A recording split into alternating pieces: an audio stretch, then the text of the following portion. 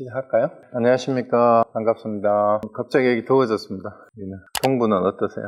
여기는 오늘 80 몇 도? 85도가 넘어갔는데 지금도 85도, 86도, 89도까지 가. 한국 섭씨 온도로는 한 25도가 넘어간 것 같아요. 지난주는 막 춥다가 갑자기 더워졌는데 오늘 서장 강의 9번째인데요. 오늘은 유보학 은수라는 사람에 대해서 대종고 선생님이 보낸 편지 내용인데요. 오늘 첫 구절 첫 문장이 오늘은 찌는 듯이 덥습니다 이렇게 시작이 돼요. 본문이. 오늘 내용이 여러분들 서장 하시면서 어떤지 모르겠는데 저는 굉장히 재미가 있는데 아마 참선 수행을 계속 하시는 분들이나 실참을 해보신 분들은 굉장히 도움이 되고 재미있고 전국을 찌르는 말들이 많은데 일반인들은 그냥 불교 기초교리나 거기에 관심 있는 분은 이 서장이 조금 어려울 수도 있고 재미가 없을 수도 있는데 실제 수행을 하시고 있는 분들은 굉장히 도움이 되는 말들이 많은 것 같은데요. 오늘은 제가 준비하면서도 참 재미있었던 게 잘못된 방편에 집착을 하거나 잘못 방편에 빠져서 공부가 제대로 안 되고 있는 사람들을 어떻게 설득을 하고 함께 으로서 동사섭을 해야 되는지에 대한 얘기하고 그 다음에 지식인들의 문제가 자꾸 자기가 본 책들 불경이 됐든 그 외에 외전이라 그러는 거예요. 내전은 불경을 얘기를 하고 외전은 불교 이외의 다른 경전을 얘기를 해요. 그러니까 유교의 경전이나 도가의 경전을 가지고 와서 자꾸 이거하고 같은 거 아니냐 이렇게 자꾸 얘기를 하는 지식인들의 폐단이지 그게. 그 문제점을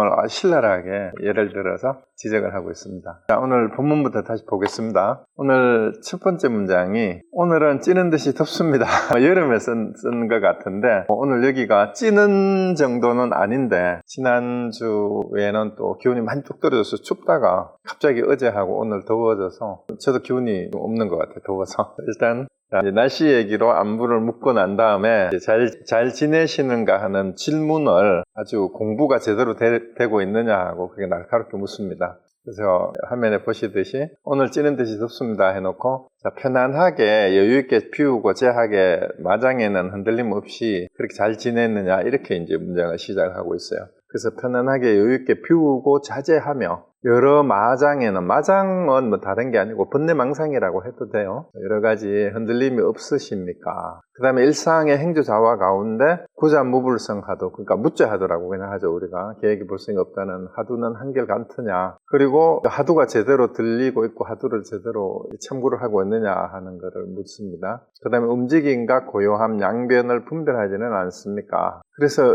요 질문들이 사실 핵심들이에요. 수행을 하는데 이런 게 첫 번째가 뭐냐 하면은 마음이 편안하고 여유 있고 자유로우냐 그 다음에 번뇌망상은 일어나지 않느냐 그 다음에 하두는 성성하게 잘 들리고 있느냐 참고가 되느냐 그 다음에 움직임과 고요함이 꼭 육체적인 거를 얘기하는 게 아니에요. 우리 마음의 동요와 마음의 고요함 어느 쪽에도 치우침이 없어야 된다라는 그 얘기예요. 양변을 분별하지 않느냐. 고요함에 빠져도 안 되고 뭔가 분주하게 마음이 움직여도 안 된다는 그 얘기죠. 그 다음에 꿈꿀 때와 깨어있을 때가 같습니까? 그래서 이제 몽중일여인데 여기서 같다는 게 뭔지를 오해를 하시면 안 돼요.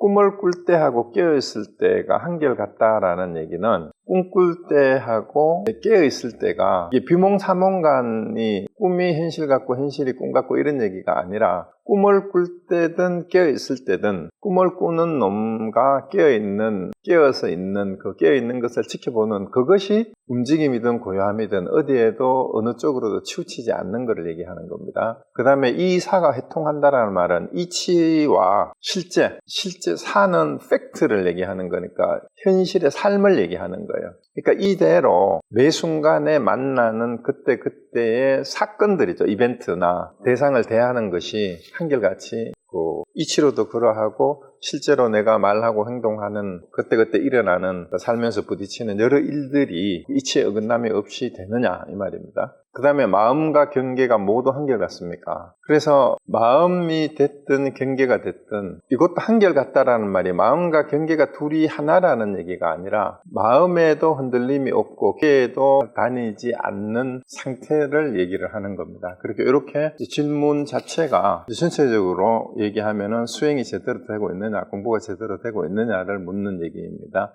자, 이렇게 묻고 방거사는 마음이 여여하면 경계 또한 여여하여 실다움도 또한 허황함도 없다, 이렇게 얘기를 했어요. 그러니까 우리가 여여하다라고 얘기하는 말, 전에도 제가 가끔 그 말씀 드렸는데, 헤어져 있던 스승하고 제자가 오랜만에 만나가지고 스승이 요즘 어떠하냐 하니까, 공부가 어떠하냐 하니까 제자가 답하기를 여여합니다, 이렇게 대답을 하니까 스승이 바로 일가를 하죠. 너는 여여에 빠져 공부를 하지 못하는구나, 이렇게 꾸짖었다는 얘기가 있습니다.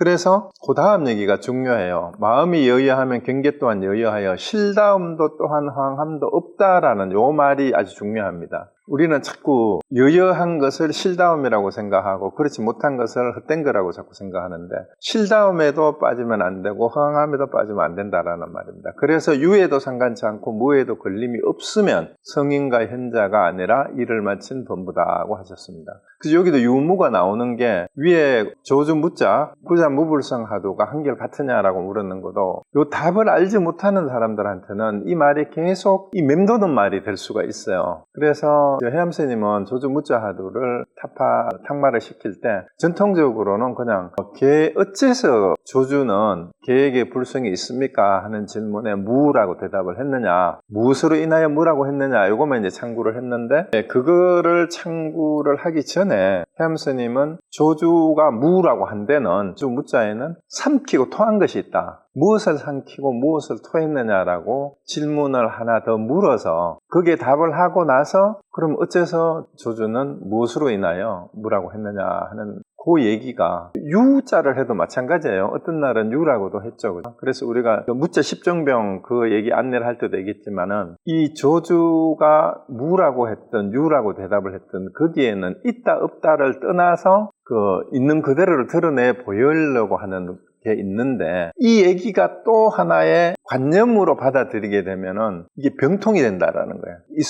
있는 것도 얘기하는 게 아니고 없는 것도 아니고, 그럼 뭘 얘기하는 거냐, 이 말장난을 얘기하는 게 아니에요. 유에도 상관치 않고 무에도 걸림이 없다라는 이 말을 사실 이해하기가 힘들어요. 말은 이렇게 적어놨는데 무라고 하든 유라고 하든, 그러니까 조주가 개에게 불성이 있습니까 하니까 어떤 날은 어떤 학인한테는 무라고 대답하고 어떨 때는 유라고 대답했단 말이에요. 그러면 똑같은 질문에 유라고도 대답을 하고 무라고도 대답했다는 이 말 자체가 이미 유하고도 상관없고 무하고도 상관이 없다라는 얘기예요. 그러니까 있다 없다 하고 관계없다라는 얘기인데, 그럼 도대체 뭐냐라는 얘기지. 그래서 거기에 걸림이 없어야 성인과 현자가 아니라 일을 마친 범부다. 여기서도 요 성가의 어록을 읽을 때 중요한 게, 성인이면은 이미 못 깨달은 사람이 아닌가 이렇게 얘기를 하는데, 우리가 성인과 현자라고 동양에서 나눌 때는 성현을 나눌 때 성인은 완전히 도에 합치된 사람을 흔히 말하고, 현자는 아성이라 그러죠. 성인과 버금가는, 아직 완전한 성인은 되지 못했지만 아주 현명한 그런 성인과 가까운, 이런 의미로 쓰잖아요. 우리 한자로는. 불교에서는 부처와 보살을 마치 보살을 현자 비슷하게 이렇게 쓰기도 하고 그래요. 그런데 여기서 말하는 성인과 현자가 아니라고 얘기했는 건 뭐냐 하면, 이미 우리 불교에서는 초기 불교에서부터 수행의 계위를 따졌잖아요. 초기 불교에서는 사향사가라 해가지고, 뭡니까, 아라한가 가기 전에 사다함, 아나함, 아라한, 수다원과부터 이렇게 했는데, 그런 거를 얘기를 해요. 이미 성인의 흐름에 들어갔다 해서 예륙과 이런 식으로 그 이름을 또 다르게 붙이잖아요. 성인과 현자, 성인의 반열에 들어가는 계위를 이렇게 나누었고, 그 다음에 지난번 강의에서 얘기했던 것처럼 함경하고 역경 같은 데에서는 보살 53위를 또 얘기를 하잖아요. 그래서 마지막 두 개는 부처의 지인데, 이 계위가 있는 단계를 성현이라고 얘기를 해요. 그런데 그런 성현이 아니라 일을 마친 범부다라는 얘기는 마지막 경지까지 다 간 사람이니까, 완전히 깨달은 사람이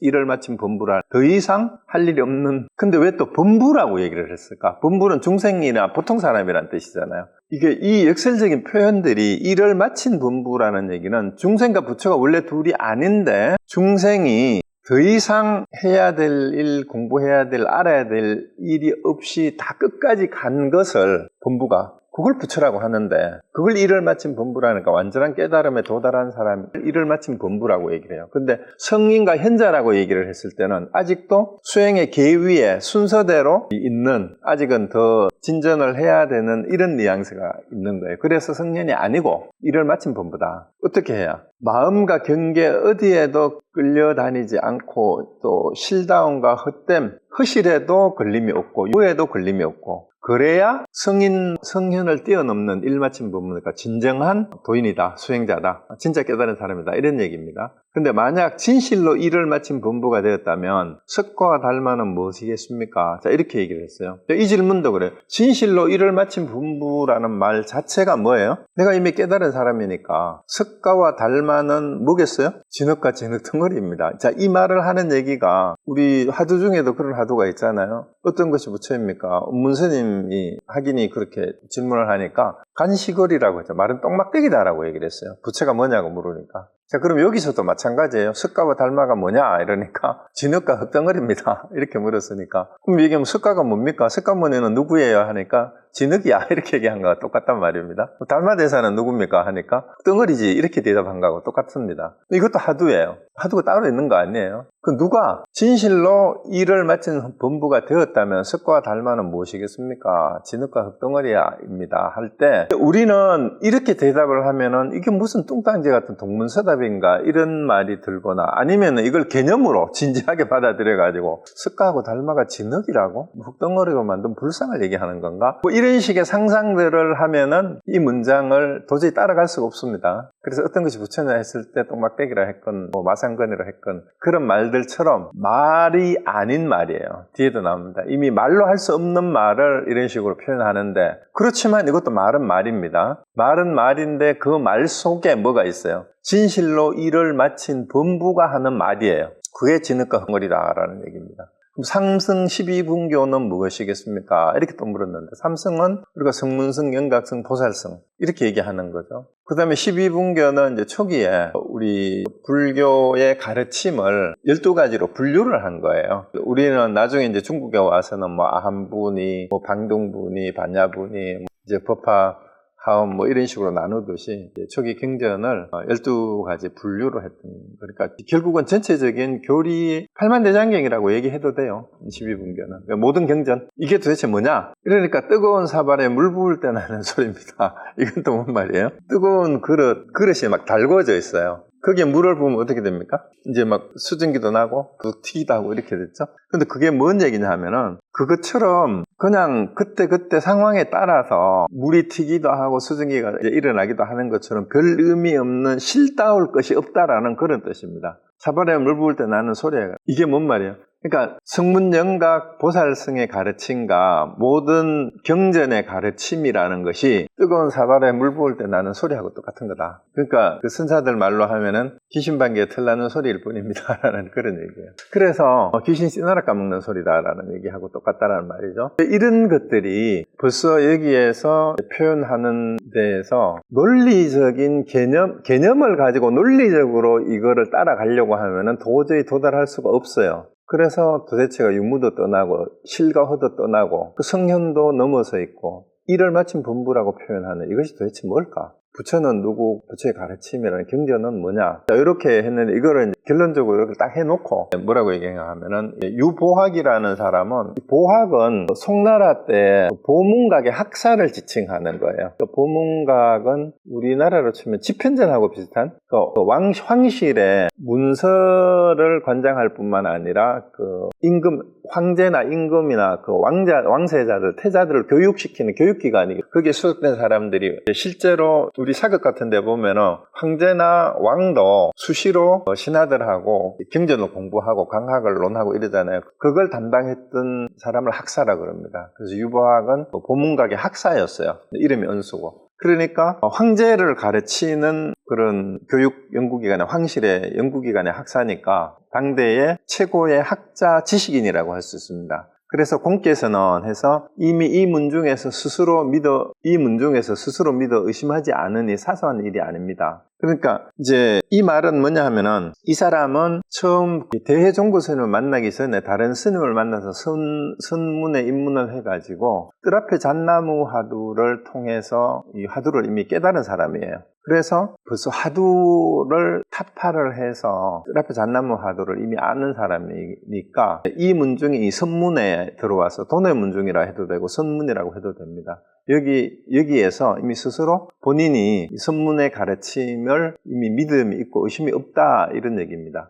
그러니까 이게 사소한 일이 아니다라는 거는 요컨대 모름지기 설익은 것은 놓아서 있게 하고 익은 것은 놓아서 설계하여야 비로소 이 일에 조금이나마 상응할 것입니다. 이렇게 얘기를 했는데 설익은 것은 있게 하고 익은 것은 놓아서 설계한다라는 말이 뭐냐 하면은 우리가 모자라는 것은 더 보완을 해야 되고 설익었다라는 말이 그 말이죠. 근데 완전히 익은 것은 또 완전하다는데 빠져 있어도 안 된다는 거예요. 다 됐다는 것은. 이거는 오히려 설계해서 그러니까 어디에도 위에 얘기했던 표현하고 똑같은 표현이라고 보시면 돼요. 실다움에도 빠지면 안 되고 허황함에도 빠지면 안 된다는 말하고 똑같은 거죠. 이렇게 해서 다 됐다 덜 됐다 하는 것에도 걸림이 없어야 된다는 말입니다. 왜 그러냐 하면은 이 일은 다 되고 덜 되고 그런 말조차도 용납하지 않는 일이기 때문에 그래요. 이 일이 다르게 표현하면 생사대사를 해결하는 일이고 그런 거죠. 그래야 조금이나마 이 일에 상응할 것이다 라는 그 얘기니까 유무에도 상관치 않다는 말이나 이런 것들이 다 같은 맥락에서 이해하시면 됩니다. 자, 그러고 그 다음에는 이따금 왕망 이 말이죠. 사대부들이 허다히 뜻하지 않게 언뜻 도왔다가 도리어 뜻대로 하는 중에는 잃어버리니 그래서 지금 계속 여기에서 등장하는 편지를 받는 사람들이 당대의 지식인들이었어요.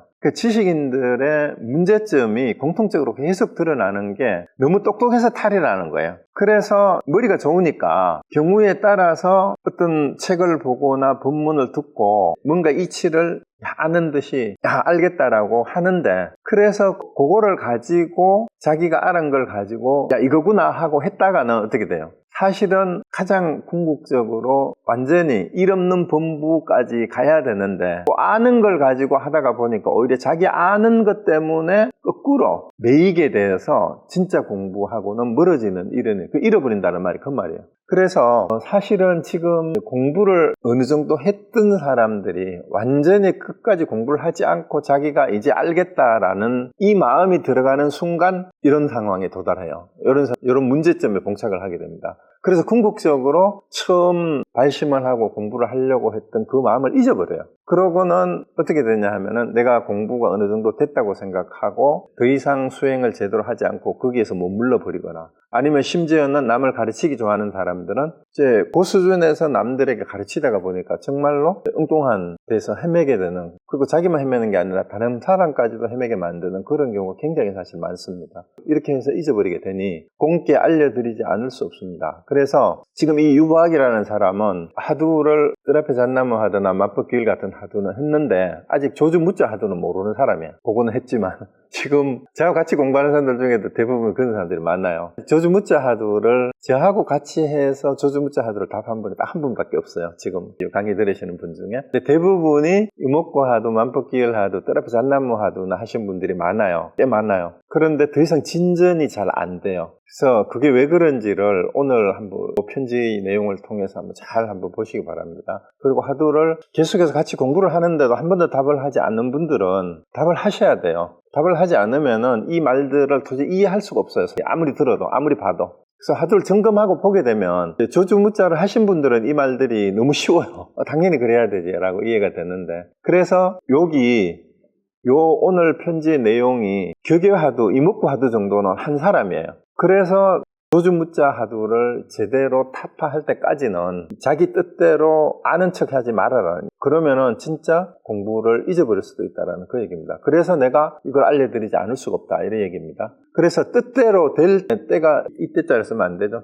이로 해야 돼요. 뜻대로 될 때도 모름지기 항상 뜻대로 되지 않을 때를 염두에 두고 잠시도 잊지 마십시오. 잊지마는 요게 쌌띠예요. 잊지 않는 거. 우리 며칠 전에 우리 그 단톡방에 그 얘기가 올라왔었잖아요. 잊지 않고 지키는 거. 그건데 우리가 싸띠를 오해하시면 안 돼요. 싸띠라는 말을 처음에 그 중국에서 번역을 할 때 한자로 어떻게 번역을 했어요? 수이로 번역을 했어요. 수이. 뜻을 지킨다. 지킬 수사를 쓰고 뜻자를 썼단 말입니다. 잊어버리지 않는다라는 뜻이고, 그리고 기억한다라는 말하고도 관계가 있어요. 그래서 싸띠를 요즘 지금은 염자로 번역을 하잖아요.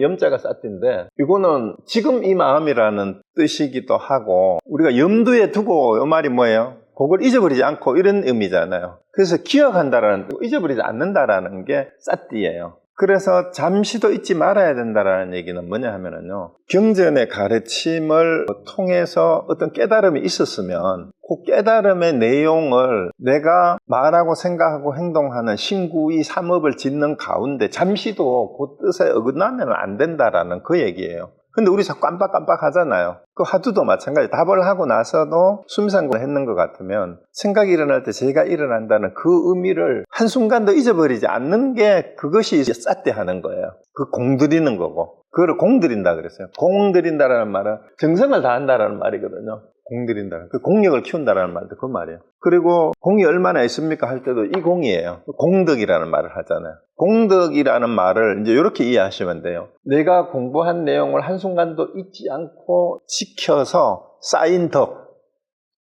그게 자기 공부가 쌓인 게 그게 공덕이에요. 그렇게 이해하시면 됩니다. 그래서 이걸 잊지 않아야 된다는 얘기죠. 그래서 뜻대로 될 때도, 그 다음에 뜻대로 되지 않을 때도 이 뜻 앞에 잣나무 화두를 통해서 깨달았던 그 내용을 잠시도 잊어버리면 안 된다 이 말이에요. 어떤 것이 부처냐 했을 때 말랑 똥막대기다 했던 그 의미를 잊어버리면 안 된다 이 말이죠. 그래서 다만 근본을 얻을 뭡니까? 근본을 얻을 뿐 말단은 근심하지 마십시오. 이것도 굉장히 중요해요. 그 근본을 놓치지 않으면은, 말단이라는 말은 격가지라는 얘기잖아요. 본말이라고 얘기를 했을 때 우리 성가에서는 그런 말이 있잖아요. 우리가 번뇌망상이 일어난다고 그걸 자꾸 없애는 수행을 한다 그러잖아요. 그게 차제가 있는 거예요. 순서대로 우선 뭐부터 다스리고 큰 번뇌부터 다스리고 미세한 번뇌를 나중에 없애고 이런 얘기들을 자꾸 하는데, 성가에서는 번뇌 일어나는 거 신경 쓰지 마라. 내버려 두고 깨닫지 못하는 것만 신경 쓰라는 얘기를 하잖아요. 그러면 근본이 뭐예요? 깨달음이 뭐냐? 부처가 뭐냐? 어떤 것이 본래 마음이냐? 여기에 집중을 해서 그것만, 그 근본을 잊지 않으면 번뇌망상이 일어날 데가 없어요. 원래 그 자리는. 그래서 번뇌망상을 쫓아다니면은, 번뇌망상을 쫓아다니면서 싸띠를 하면은 어떻게 돼요? 번뇌망상을 지키는 게 될 수도 있습니다. 이거 진짜 중요해요. 번뇌망상을 일으키면서 자기 생각을 따라서 자꾸 알아차린다 이러면서 그걸 싸띠를 하면은, 아니면은 대상 경계가 일어나는 거를 알아차리고 이러다 보면 수행을 하는 게 아니라 대상 경계하고 번뇌를 따라가는 싸띠를 할 수 있다 이 말이에요. 요거를 사람들이 잘 모르는 것 같아. 그러고는 자기가 잘 하고 있다고 생각을 하는 것 같아요. 그래서 근본을 얻을 뿐 말단은 근심하지 말라는 얘기가 왜 나왔을까? 여러분 잘 생각을 해봐야 됩니다. 나는 내 나름대로 수행을 잘하고 있는데 왜 자꾸 이런 얘기를 하지? 그렇게 하지 말고 내가 그렇게 하고 공부가 잘 된다고 착각을 하든, 여기 있잖아요. 뜻대로 될 때든 뜻대로 되지 않을 때든. 근데 어떨 땐 잘 되는 것 같은데 어떨 땐 또 안 되는 것 같아. 그러니까 어떤 경우든지 간에 내가 진짜 제대로 하고 있는지를 잘 살펴야 됩니다. 그래서 그런 과정을 다 지나갔던, 먼저 공부한 선지식이라 그러잖아요. 선지식. 먼저 했던 사람, 먼저 알았는 사람이라는 뜻이에요. 선지식이 다른 말이에요. 먼저 알아. 그 선지식을 찾아서 반드시 점검하라는 얘기가 그 말이에요. 그래서 이걸 점검을 해야 돼요. 내가 진짜 이게 제대로 되는 게 맞는지. 그래서 근본을 얻을 뿐 말다는 근심하지 마라라는 얘기를 하고 있어요. 그래서 이 얘기를 하는 것도 왜 하느냐 하면, 벌써 유보학이라는 사람은 어느 정도 경지에 오른 사람이에요. 궁극까지는 가지는 못했지만. 그러니까 나머지 사소한 일은 신경 쓰지 말고 당신은 이미 어느 정도 공부가 돼서 공부가 뭔지를 확실히 아는 사람이니까, 그 위에 믿음이 있다 그랬잖아요. 당신은 공께서는 마지막에 이미 이 문 중에서 스스로 믿어 의심하지 않으니, 이 말입니다. 그래서 그 다음에 이 한 가지는 얻기 쉬우나 지키기가 어려우니 절대로 소홀히 하지 마십시오. 이 한 가지가 뭐냐 하면 바로 그거예요. 근본을 얻는 일이 어려운 거 아니에요. 그리고 내가 한 구절 빠져, 다만 부처가 되는 것만 알 뿐, 부처가 말을 하지 못할까 근심하지 마십시오, 이 얘기예요. 그래서 자꾸 사람들이 자기가 알았는 것을 어떻게든 표현을 하려고 하고 자꾸 그렇게 얘기를 하려고 하잖아요. 근데 말 못하는 거에 대해서 너무 걱정하지 말아라 이 말이에요. 근데 하두를 어떤 분한테도 두면은 대답을 해보라 그러면 나는 아는 게 없어가지고 무슨 말을 어떻게 해야 될지 모르겠다 이렇게 하시는 분들이 의외로 많아요. 저한테 하도 답해오라 그래 이러면은. 그런데 그거는 불교 용어 하나도 몰라도 돼요. 불교에 대한 지식이 없어도 돼요. 그냥 뭐 말만 되느냐 하면 우리가 지금 이렇게 말을 하고 듣듯이 일상생활에서 우리 안부를 묻듯이 그냥 그 질문을 하고 답하는 그 자리에서 이 답의 의미가 이 질문의 뜻이 뭐고 이게 왜 이런 질문을 했을까 왜 이렇게 답을 했을까만 답하면 돼요. 그냥 자기가 생각하는 대로. 그러니까 부처가 되는 것만 알 뿐 부처가 말을 하지 못할까 근심하지 말라는 그런 걱정하지 말고 그냥 화두를 들어보라 이 말입니다. 그리고 무슨 생각인데 일어나면은 답을 해보자 이 말입니다. 그래서 이 한 가지는 얻기는 쉽다는 말은 이게 부처가 뭔지 근본이 뭔지를 얻는 거는 사실은 아는 거는 그렇게 어려울 거 없어요. 그런데 지키기가 어려우니 이게 하기가 진짜 더 어렵다 이 말입니다. 지키기는 어려우니